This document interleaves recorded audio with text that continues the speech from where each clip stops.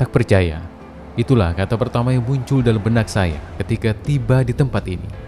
Panti Sosial Bina Netra, PSBN Fajar Harapan. Sekilas tak ada yang berbeda. Mereka berjalan layaknya orang normal, memainkan gadget dengan lihainya. Padahal mereka adalah penyandang difabel netra. Ini 48.850 Bang. Banyak kan promonya promo apa nih? Nama saya Ahmad Nazimullah, biasa dipanggil Azim. Umur saya sekarang 19 tahun. Saya sekarang kelas 2 SMA. Saya sudah sekitar hampir 12 tahun di PSBN Fajar Harapan ini. Saya masuk di sini tahun 2010. Dan saya tunanetra itu semenjak umur 3 bulan. Jadi waktu itu kakak saya ngelihat, bilang ke orang tua, "Ma, di mata adek kok kayak ada garis putih, seret gitu di tengah mata saya." Nah, terus ibu ngeliat kan, "Oh iya, ada garis putih. Konsultasilah ke dokter." Didiagnosa oleh dokter, saya menderita penyakit katarak. Usia boleh muda, tapi pemikirannya jauh melebihi itu. Azim tidak hanya menjadi seorang klien yang saat ini belajar di sekolah luar biasa Fajar Harapan, tapi ia juga kerap diminta untuk menjadi pembicara berbagai kegiatan, khususnya keagamaan.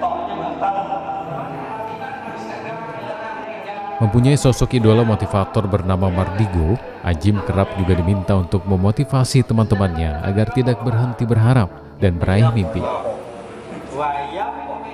Bagi Muhammad Tur Hidayat, Azim tidak hanya menjadi teman bermain, tapi juga menjadi sosok guru.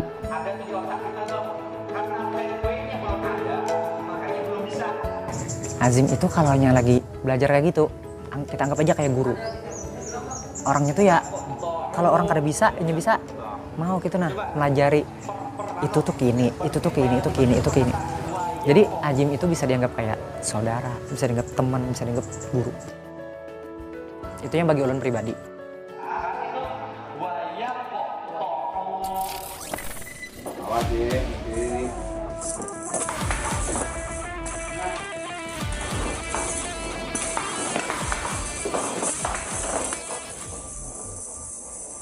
Tercatat menjadi atlet tenis meja NPC Kalsel dan sudah menorehkan tinta emas dengan meraih berbagai medali pada event kejuaraan tingkat nasional. Azim mampu menghasilkan uang hingga puluhan juta rupiah. Uang itulah yang kemudian digunakannya membeli buku digital yang didapatkannya melalui via online. Kenapa jadi uangnya dikesanakan gitu ya? Karena saya punya prinsip, kalau uang tuh bisa aja didapatin besok lagi bisa. Tapi kalau ilmu, belum tentu kita bisa dapatin besok. Siapa tahu hari ini buku itu dijual, ternyata besok udah habis dan nggak diproduksi lagi. Sedangkan uang kita masih ada. Wah, itu rugi banget sih. Semangat menyambut Ramadan dengan gembira juga sangat terasa di tempat ini, baik saat berbuka puasa maupun sahur bersama.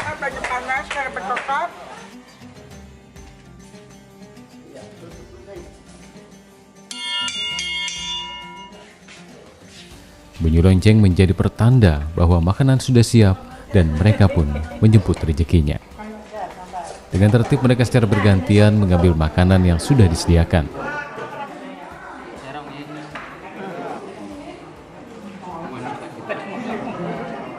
Tidak hanya itu, para klien di tempat ini juga diberikan tugas untuk mencuci piring sebagai upaya mendidik mereka agar bisa mandiri.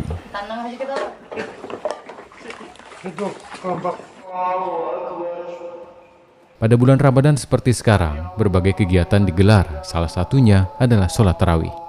Namun sekali lagi hal yang tak biasa, tatkala sholawat dilantunkan, seketika itu juga membuat saya merinding dan hati ini bergetar.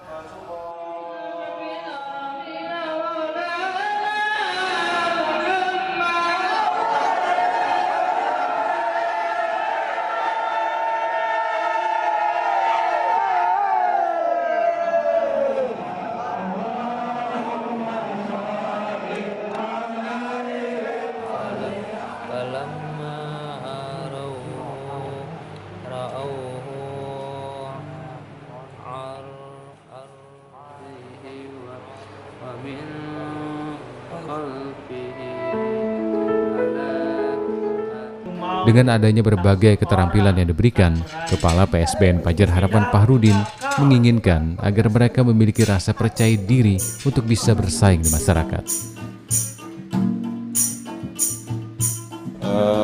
Terus kami pantau, kami tingkatkan terus sampai sejauh mana gitu kan, supaya mereka itu setelah keluar dari sini punya percaya diri yang tinggi. Allah jadikan serba ampas. Bagi Ustadz Aminullah, berada di Panti Netra tidak hanya sebatas mengajar, namun lebih dari itu, banyak pelajaran hidup yang diperoleh, di antaranya lebih banyak bersyukur dengan apa yang sudah Allah berikan. Ibaratnya ada kelebihan, ada kekurangannya. Yang paling kita syukuri adalah yang masih diberikan oleh Allah Subhanahu wa taala, indera peraba, penciuman, dan ibaratnya lagi masih bisa berpikir. Kita membaca Quran, kadang-kadang kita yang melihat pun malas membaca Quran. Tapi mereka dengan keterbatasan ibaratnya tidak melihat. Tapi mereka berlomba-lomba untuk beribadah itu ibaratnya menjadi motivasi atau cambukan bagi kita yang orang yang mampu melihat, yang masih dititipkan, bukan mampu sih sebenarnya, masih dititipkan oleh Allah penglihatan kita, apakah kita masih seperti ini saja.